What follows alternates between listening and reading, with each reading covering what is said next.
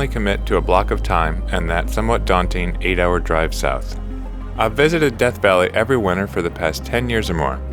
The grand and isolated valley in the Mojave Desert has provided me with some of my most vivid and realized moments as a landscape photographer. I always look forward to a return visit.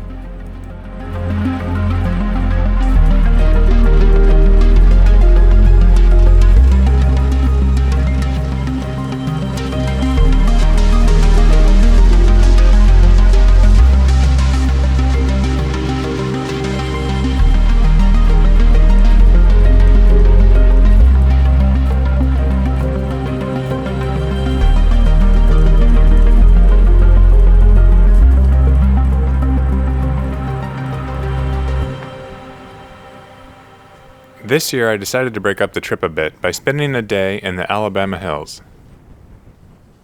This high desert landscape consists of sprawling clusters of granite boulders, spires, and arches, with the snow-capped Sierra Nevada as a dramatic backdrop. I've been here many times before, but haven't had the chance to spend a block of time focused on photography. I spent the afternoon looking at some popular landmarks and examining possible compositions.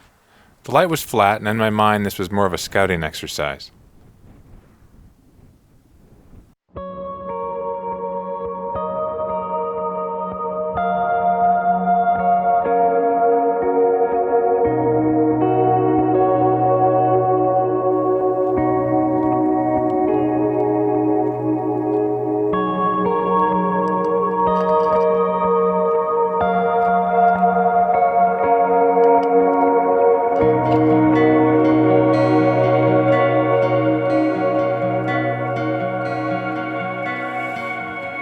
As the sun crept lower in the sky, the light improved somewhat, and I had fun with the long lens, isolating various patterns and shapes in the granite formations.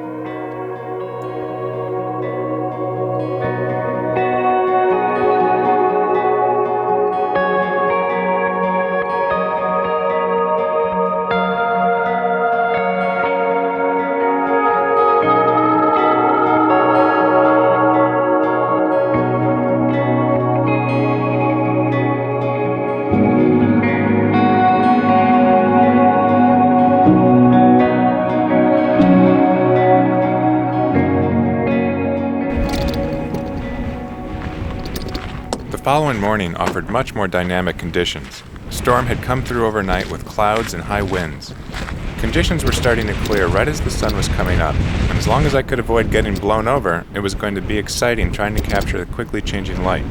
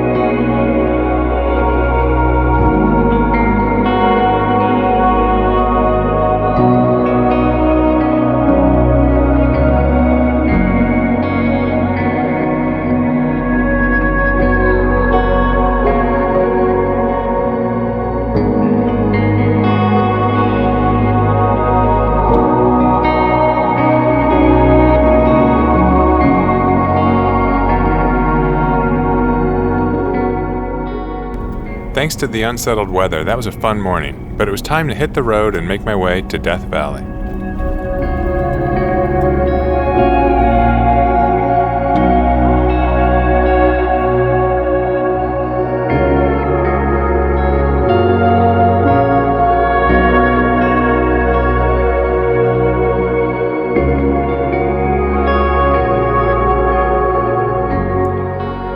Over the years, I've saved dozens of GPS coordinates. Most are places I've been before, others mark areas I have yet to explore. My brain starts racing a bit, counting how many sunrises and sunsets I have, and then where I want to be for each based on what the weather forecast looks like. I have an internal debate for a while, but in the end, it's not that difficult. One of my favorite experiences on Earth is walking into mesquite dunes in pre-dawn darkness and then watching in awe as the surreal desert landscape is slowly revealed by the rising sun.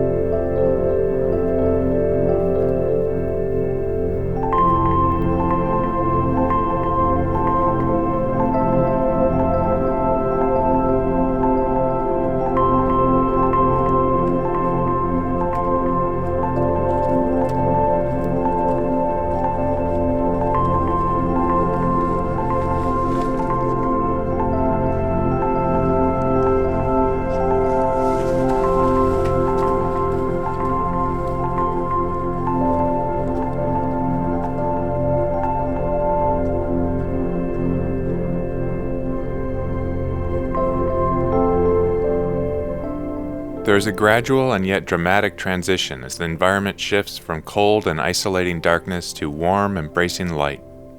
The color palette changes from blues to shades of magenta, and then with more sunlight, warmer notes of color are added to the mix. The dunes gain definition and shape as the intensity of light builds. The crest of each dune is painted with yellows and pinks. When the sun finally rises above the mountains in the east, it's as if a candle has been lit and the entire basin is awash in direct light. I do my best to keep up with the quickly changing light as the landscape transforms and shapeshifts before my eyes.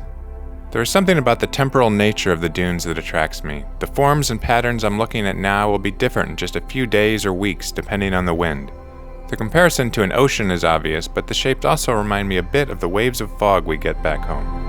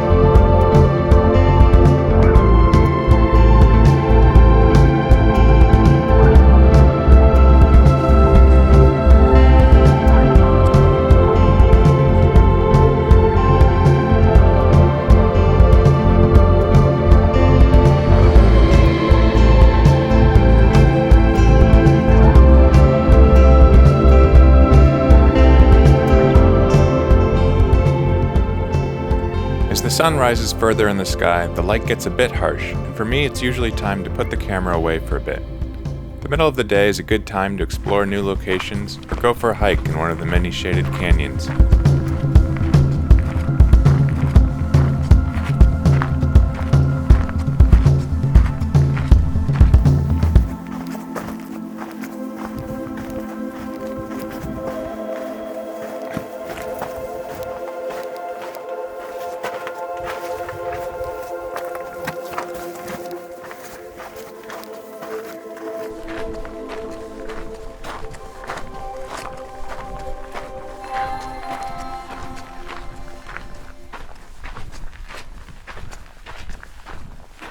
The nearby ghost town Rhyolite, Nevada is an interesting detour and yet another reminder that nothing in the desert is very permanent. In 1904, gold was discovered in the nearby hills, and almost immediately a new town appeared on the map. At its peak, there were about 5,000 people living here. The prosperity didn't last, and it was abandoned after only 10 years.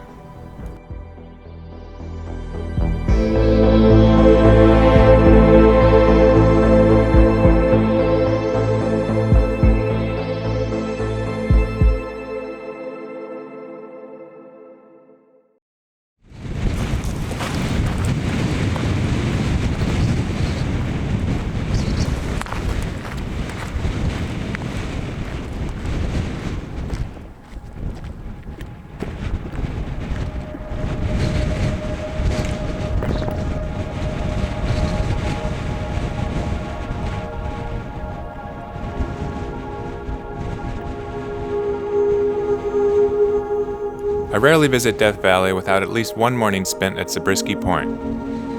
I know that some look down on this location as being crowded and over-photographed. Like most things, it is what you make of it. It's beautiful and rugged terrain that I enjoy visiting. I don't find it difficult at all to avoid others, making it my own view for a couple of hours. This is an ideal location to take out a long lens and hunt for compositions in the sprawling and twisting Badlands.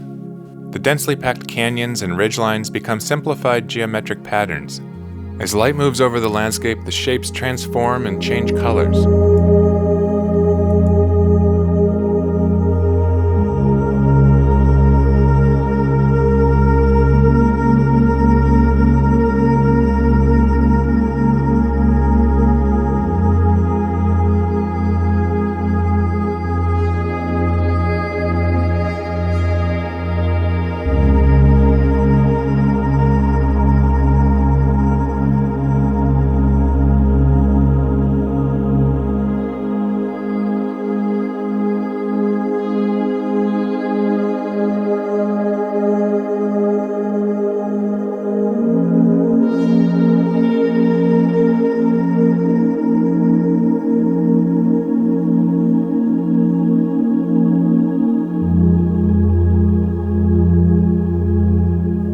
For the remainder of this trip, I would spend most of my time playing in the big sandbox. I would spend time photographing the dunes at both sunrise and sunset. Both are sublime experiences.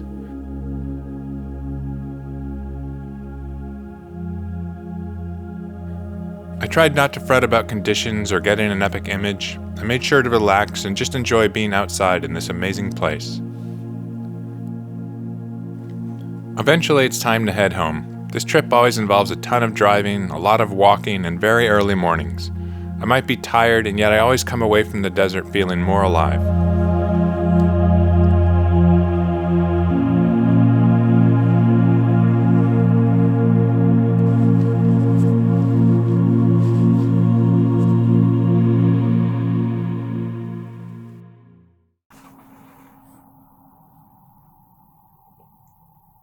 You need to go home.